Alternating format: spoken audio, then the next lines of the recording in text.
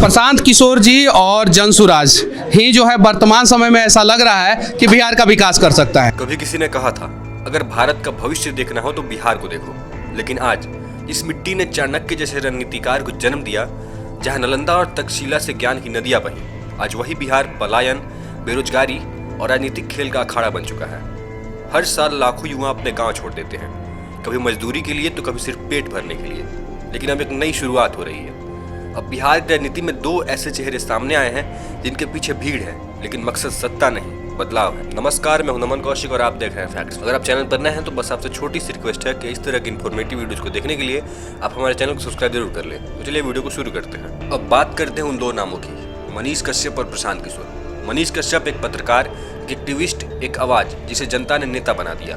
वो कैमरे से लड़ता रहा, व्यवस्था से, पुलिस से, सरकार से, और अब वो आधिकारिक तौर पर जनसुराज आंदोलन में शामिल हो चुका है। बिहार के दो बेटों का मिलन है, बिहार के दो बच्चों का मिलन है। ये विचारधारा और दल क्या है? ये दो बिहार के वो लड़के हैं जो अपने दम पर, अपने परिश्रम से, अपनी प्रतिभा से सरस्वती के उपासक हैं। वो दिन भी आए जब गुजरात से, महाराष्ट्र से मोदी जी को ये कहना पड़े यहाँ से जो ट्रेन खुलेगी उसमें बिहार में जाकर आप लोगों को नौकरी मिलेगी। 7 जुलाई पटना का बापू सभागार इसका गवाह बना, जब मनीष कश्यप और प्रशांत किशोर एक मंच पर खड़े थे बदलाव की नई कहानी लिखने के लिए।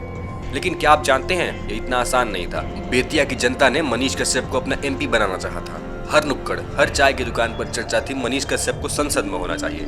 लेकिन राजनीति ने चाल चली। बीजेपी के एक नेता ने मनीष कश्यप को अपने मंच पर बुलाया।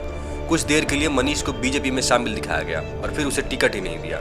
जनता का एक चेहरा, एक सशक्त आवाज सिर्फ एक राजनीतिक दांव में दबा दी गई। लेकिन मनीष कश्यप रुके नहीं, उन्होंने फिर से जनता से जुड़ना शुरू किया और अब उन्होंने प्रशांत किशोर का हाथ थामा है। अब बात करते हैं प्रशांत किशोर की, एक ऐसा नाम जिसने देश की कई सरकारों को जिताया, लेकिन आज वो अपनी ही धरती को जगाने निकला है। तो छठ के बाद साल भर के अंदर सबके लिए कम से कम 10 से 12 हजार रुपया की रोजी रोजगार का व्यवस्था यही बिहार में करके दे दिया जाएगा।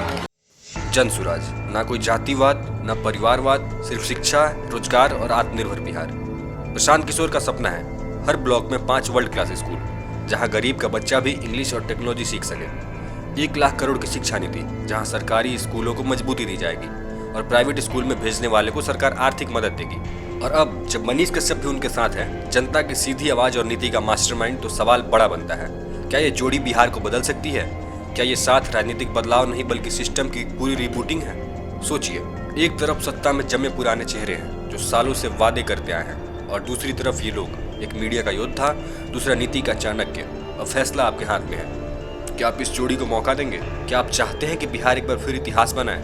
नीचे कमेंट करें, जनता का नेता कौन? और हाँ, अगर आप भी बिहार में बदलाव चाहते हैं तो इस वीडियो को हर अपने उस दोस्त तक पहुंचाइए जो पलायन करता है, जो संघर्ष करता है, क्योंकि अब वक्त आ गया है कहने का, बदलाव आएगा अब की बार जनता की सरकार। सो गाइस, ये थी आज की वीडियो। उम्मीद करता हूँ कि आप सबको पसंद आई होगी। अगर आपको वीडियो अच्छी लगी हो तो इस तरह की इन्फॉर्मेटिव वीडियोस को देखने के लिए आप हमारे चैनल को सब्सक्राइब जरूर करें। धन्यवाद।